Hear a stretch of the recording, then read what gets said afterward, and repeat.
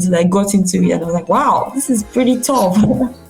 So because when I got into pharmacy school, I had to be dealing with chemical structure, bonds and bonds. Those of you who are in sciences, you know what it means to mix chemicals in the lab. And I was like, wow, I never knew that this was how stressful this thing was. Like, so much about learning the chemical names. Then it's about 1,001 drugs.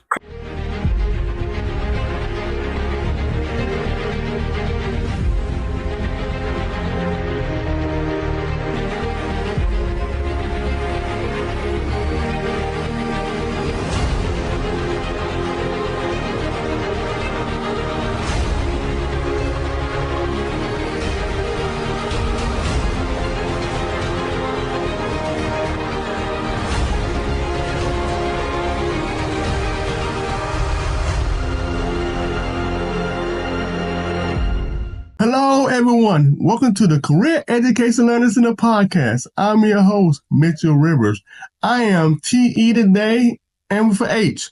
I am thrilled, excited, and honored to have Ms. Aso on our show today.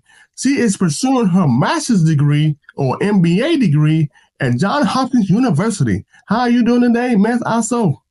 Hi, Michelle. Hi, everyone. My name is Ezende. It's really nice to be here. I've looked forward to this session for a while. I'm doing great. It's a good morning here, all shiny. So, yeah, I'm good. Yeah, I'm here in North Carolina, as a lot of my viewers and listeners may know, and it's sunny. It's been sunny the last 3 or 4 days, so we have been blessed to have great weather. Yeah. And it's been better to have you on the show today. So, Ms. Aso, tell us a little bit about yourself and your journey to your current educational path. Awesome. Really nice to be here again. Thank you so much, Mitchell, for having me. My name is Ezende again. I have a background in pharmacy, so I'm a pharmacist by training.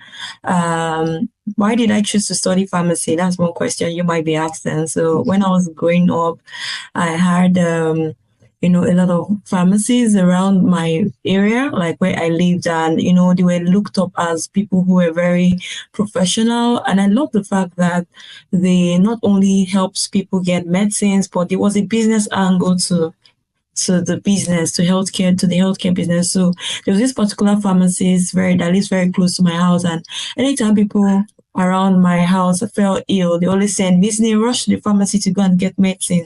I always loved it. Like, that was my favorite errand to go on. So because anytime I go there, I just ask him for vitamin C and he'll give me, and then I'll lick it. I was so happy. So I enjoyed going to his store, watching him. And anytime I go there, I see a lot of people standing in the pharmacy waiting to get their medicine. So I would say I was inspired by him, and, it made me curious to learn more about the pharmacy, like what was pharmacy about. And another thing, I wanted to find a cure to HIV/AIDS. Like, when growing up, we're taught in secondary school, high school, what HIV meant. And I was like, why people need to suffer for HIV? Why can't there be medication to cure the disease? So I remember back then, I would just sit down in my corner at home and try to scribble, like try to research and Google, like, why can't we find a cure to HIV? Read a lot about the disease conditions. So I was just really fascinated about pharmacy, and that really made me pursue a degree in pharmacy in university. So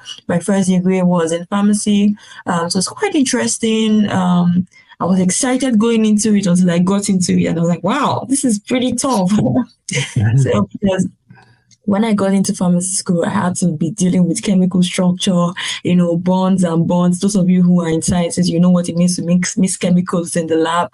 And I was like, wow, I never knew that this was how stressful this thing was. Like, so much about learning the chemical names. Then it's about 1,001 drugs, cramming them so that you have them in your head. It was really, really tough. I wouldn't lie about that. But I was very excited about it, and I really wanted to, I knew that part was not for me. When I got in towards the end, like my 5th year, because pharmacy is like 6 years degree, my 5th year, I just knew that, I think I need to find another aspect. I love business. I fell in love with business. I felt when I was in university, in college, I was into a lot of clubs and organizations that had to do with entrepreneurship, and, student organization that went for competition, represented my universities at international competition. So it was quite interesting for me, and I really thought about, okay, how can I marry healthcare and business. So fast forward post university, when I was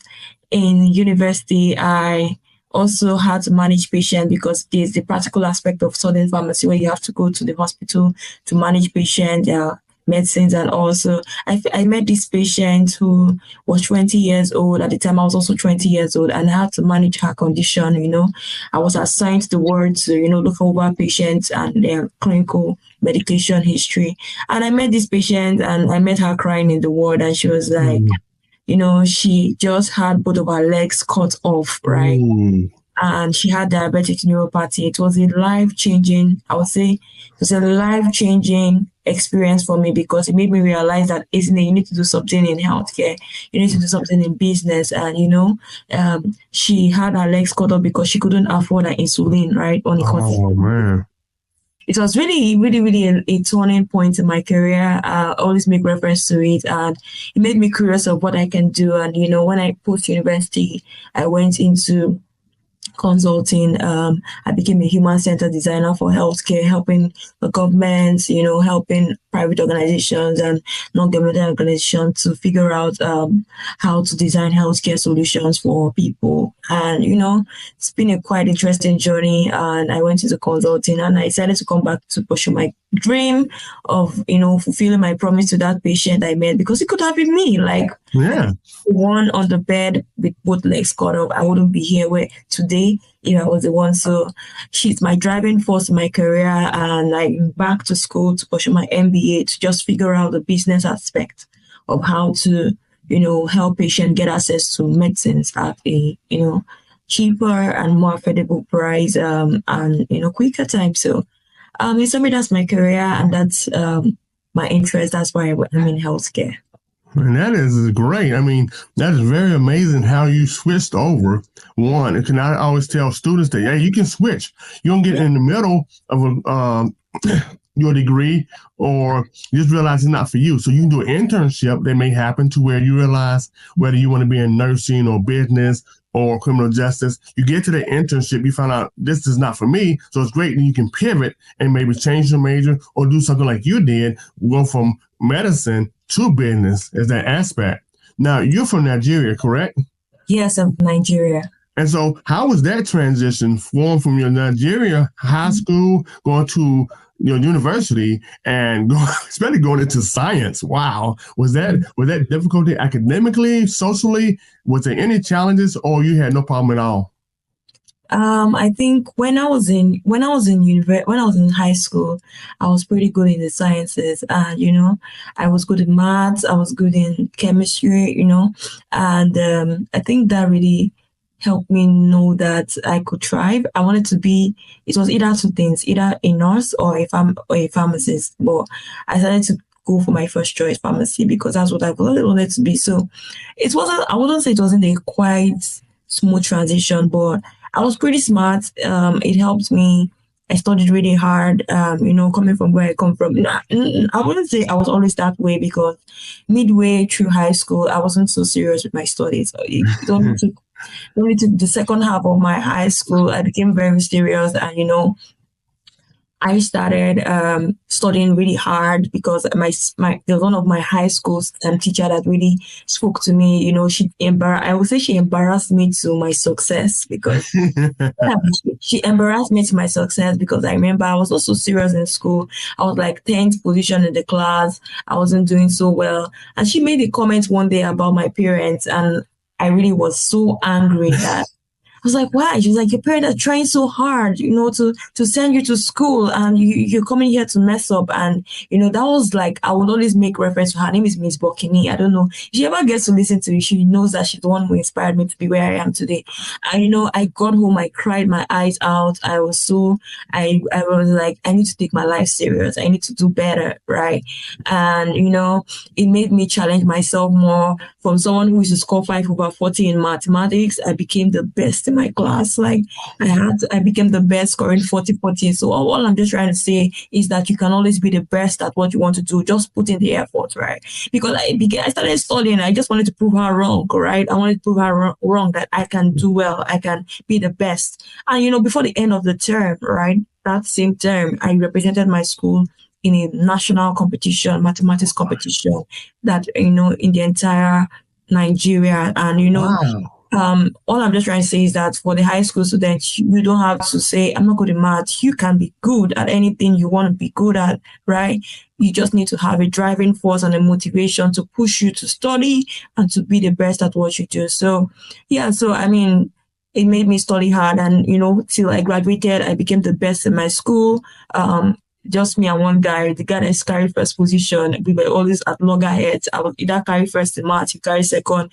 I would carry first in further math, he carry, you know, it's just, I'm just trying to say that I became the best. And it's moving on to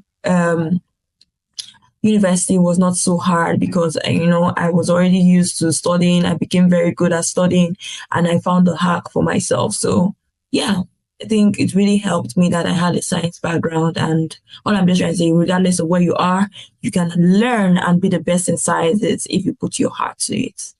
Wow, that's a great transition right there. It's amazing how teachers have big influence on us. A lot of times we don't acknowledge that. My mentor, Dr. Joseph Williams III, he says he's in education, and he celebrates teachers and how much little credit they get. Both my parents were teachers. My mom was an English literature teacher. My dad was a music teacher. And so I know about teachers as far as learning and, you know, doing papers and staying out to school, helping students, and really trying to bring the best out of them. And that's fantastic how she brought the best out of you with that negativity within you. And that happens even in athletics, you know, something like you, someone like you who's very competitive. That's great. I mean, you know, the way you challenge a great player is to say they can't do it. Whether it's LeBron James, Michael Jordan, Steph Curry, first thing you do is say, you cannot do it. You cannot make it. And that's what they challenge you and get you to pull out the best in you. And man, she pulled out the best in you big time. That is fantastic. I mean, you just say, okay, I'm gonna take this challenge, and you went headstrong. That is fantastic. Yeah. That is fantastic. I think students sometimes see only the negativity in comments, right? I'm this kind of person. I love brutal honesty. I like people telling me, oh, this is what you're doing. You're wasting your life. You know, we don't want to hear this kind of comments, but really, it's important that sometimes you listen to them. If someone tells you you're wasting your life, you need to ask yourself, am I really wasting my life? Am I doing something wrong? You know, and then find your path through it. So it's very, very important, even in your career, even as you go into college or in your career, you need to sit yourself down and answer the hard questions. Answer the hard questions. And so, well, how did you decide to come here to America from Nigeria and go to John Hopkins for your MBA?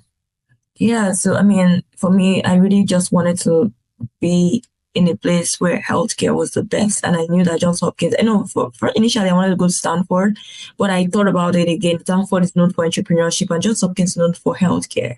So I really wanted to be in a place where I would learn the best of healthcare and, you know, get the network I need to, you know, succeed in my career path and, you know, do what I want to do for myself. So yeah, so transitioning down from Nigeria to here was all for a sole purpose to get the best from the network of people, the professors who are really good in research and health tech innovation. So yeah, that's it. Yeah, and I mean, that's a great story right there because, I mean, a lot of times, and like I said before, you're a very competitive, intelligent young lady, and so they only bring out the best in you, and you like to be challenged. And I love how you rise to that challenge. Like, okay, I'm going to take that challenge on, and you're going to see the best come out of me. And then what the students want to know is that sometimes you're going to be challenged, right? They're going to say, you can't do it, or the opposite. With me, the teacher said, I can do it. I messed up on a math test a couple of times, and I told my professor, like, there's no way I'm going to pass this class, so I might as well just drop it. She said, no, Mr. Rivers, you are not dropping my class. You're going to stay in here, you're going to study, and you're going to make passing grade. And I really didn't believe I could do it, but I did what she said. I studied hard, and believe it or not, I passed that class. Mm-hmm. So what that helped me do, the same thing with you, it spurred me to study. Anytime I was failing or anytime I wasn't doing well, I would go back to her and say, okay, she said I can make it. I did it before. I can do it again. Yeah. And that's the challenge I'm telling students, that a lot of times when life happens, you're going to have to pick yourself back up and move forward. It's not how many times you fall, it's how many times you get up. And you're going to Sure. fall many times, just like a kid walking, right? When you learn to walk and you get back up, and eventually you continue to walk on and see and made it. And so you wouldn't have did it if you have not had that little failure or a little setback. It just Yeah. keep you going. You go setback to going, go back, right? Yeah. And so, did you work in any foundations? I think I saw on your profile something with the Bill and Melinda Gates Foundation. Did you do something with the foundation? Yeah. So I was trained by Bill and Melinda Gates Foundation to be a human-centered designer. That really set my career path because, when I was in university, I was already doing stuff in healthcare, doing some, non-profit volunteering, community engagement. And, once I graduated, I became a human-centered designer with the Gates Foundation, trained with Co-Creation Hub Design Lab, a Pan-African tech company in Nigeria. So really, they exposed me to how to think systemic and how to think about healthcare design. Mm. And so, is that what you want to do later on in your career? Is really try to help underserved or countries or communities and make sure they're able to get the medicines at a good price or free or whatever can help the community because healthcare is very important. I think Yeah. unfortunately here in America we don't take it as serious as we should. Because America, we're in a capitalist system, so everything is about money. Making a profit. Can we make a profit out there? And every once in a while, you do have agencies here, and like in America, nonprofit agencies that try to bridge that gap, between the cost and trying to get it at a discount where people can have good health care. I think preventive health care is the best way, right? If you prevent something, you're going to get your physical every year. You get your dental check every year. If you prevent yourself, eating right, exercise, or whatever, then you'll be less likely to get sick. That don't mean it won't happen because things happen, but you're less likely to get sick and take care of your body. Do you know about preventive care as far as the underserved community, trying to help those underserved communities get preventive care? That way they don't have to go too drastic like that young lady did to where she wasn't able to get medicine and then that happened. Yeah, thanks for that question. I think in where I come from, healthcare is not a priority. I don't think it's just where I come from. Even here in the America, healthcare is not like a priority for people. People always think about healthcare last after they pay their rent, bought their food, bought their cars, and people don't really prioritize healthcare. So preventative healthcare is really something that we are still far from in where I come from in Africa. I used to think about just solving for Africa, but now I'm thinking the world. I want to do things. I want to create a solution that everyone all over the world can use.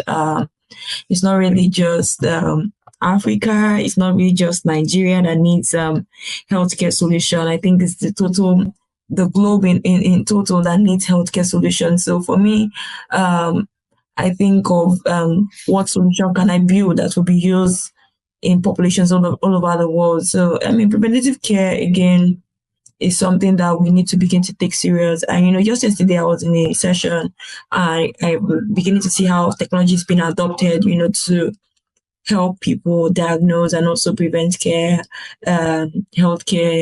healthcare conditions. So yeah, we'll begin to see things like that. And I look forward to playing in this space. I want to do big things in healthcare and I look forward to playing in this space. So yeah. That is amazing because it really is. You live in the community, you live and you only think about your area, right? That your area is the worst area as far as taking healthcare seriously or trying to help its underserved community. And when you look at the whole totality of the world, you find out there's communities throughout the world, no matter what country, what continent, that there's a lot of underserved communities. And unfortunately, healthcare is, like I just said before, the last thing that gets on people's minds. Only till it goes drastic, right? Only until a traumatization of taking your leg off, or you're in hospice, or you got cancer, it's terminal cancer, something like that. Then we think about healthcare. We don't want to go to where it gets drastic, to where there's no turning back. If you have high blood pressure, let's address it now. If you have diabetes, let's address it early. Let's address these medical issues early. That way it's treatable.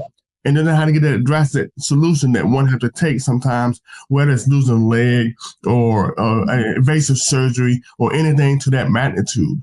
And that's why I think what you're doing is fantastic, because if we can get those medicines ahead of time to the underserved communities, then we'll be able to help them for a lifetime, and stress to them eating healthy, exercising, the positive and wholesome self of themselves. Become the whole, your spiritual, your mental, all that plays a part, your dental, all that plays a part to the whole person. When I spoke to one of my previous guests, is that you want to become a whole person, and that includes every aspect of your life. And like you said before, the medical issue and medicine is important. Do you have anything to say for our young people today, as far as career-wise or studying-wise, and what they can do to ensure that their career that they want to pursue can come to fruition? Yeah, so what I would say to the young people there is that, you don't have it all figured out from the scratch, right? Maybe you're in high school now, you feel like I want to be a doctor, I want to be a pharmacist, I want to be a physician, As you grow, a lot of things change, right? I never thought about it that way. I just felt like once I come out of school, I know it all. I know what I want to do. I know what I want to go for. Just start with a step. And, as your experiences, as you're exposed to life, as you're exposed to experiences around you, how you view things will change, and that will really inform what your career will look like.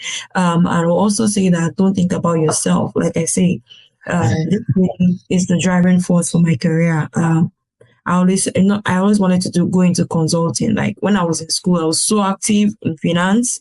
I was in the finance club. I wanted to go into finance, like started maybe going to banking or investment banking. But I mean, when I met that lady, my mindset just changed. Like, what if this could have been me, right? So there must be a pivotal driving force for your career. You must not just be selfish of, I just want to make money. I just want to break the banks. I just want to pepper my friends and make all the money. I got all the bucks in my bank.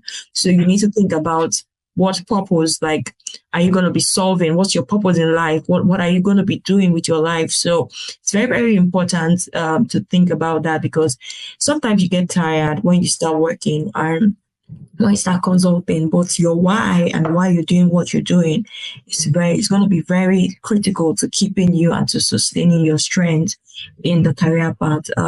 Also, like I said, and lastly, just to summarize what I've said earlier, you can do anything. You can be anything. You can do well in math. You can do well in sciences. You can do well in the arts. You can choose any career you want to do and spin it off, right? You don't have to even go to college. You don't have to do, just whatever you want to do. Put your heart into it. Study like crazy. Network like crazy. Meet people like crazy, and keep doing what you're doing, and it will definitely part. I'm big on God, and I always say that let something be your guiding, let your God be your guiding light in your choices, so that at the end of the day, you're not just stranded, you're fulfilled in what you're doing. You have fulfillment, because that's very critical. You don't want to be the sad billionaire. You want to be happy doing what you're doing. So yeah, so that's what I would say to you. I tell you what, I was. Why didn't you say that back in my day? That's why you weren't born yet. But hey, why don't you go back in the past, see me, and say, Mitchell, try your best, do your best. If you have a passion for something, go for it. Now I had to learn the hard way. Those are great information that you have done to our young people. You have explained that in detail. You gave them nuggets. You gave them something to think about. You gave them hope that hey, I'm a pivot once in a while, maybe for my major, for maybe what I want to do all my life. You may want to have been a fireman all your life or a policeman, and all of a sudden some type of incident may happen, or you may meet someone that may change your totally different mind or what career you want to do, right? And that's okay. That is fine. The main thing that I believe that you said that I'm passionate about is passion. Whatever you go into, have passion about it, really want it. And if you really want it, there's nothing you can achieve, whether it's music, dance, whether it's been a scientist, whether it's been an architect, business person, it doesn't matter. As long as you have passion, study hard, and continue to grow and learn, then you will be successful. Yeah. Thank you so much, Ms. Aso, for coming on our show today. I really do appreciate it. Thank you too for having me, Mitchell. I'm really glad to have shared this with the young people. It's also something I wish I knew someone always spoke to me about, but I was always reading books, and that really helped me. So thank you so much for having me today. Thank you. And you do have to come back again, especially after you finish your MBA, and we're going to see what career you're taking after that, okay? Hopefully, let's see how it goes. And I would like to thank our viewers and listeners for joining me, Mitchell Rivers, on the Career Education Learners in a Podcast, where we're making your career dreams a reality. God bless.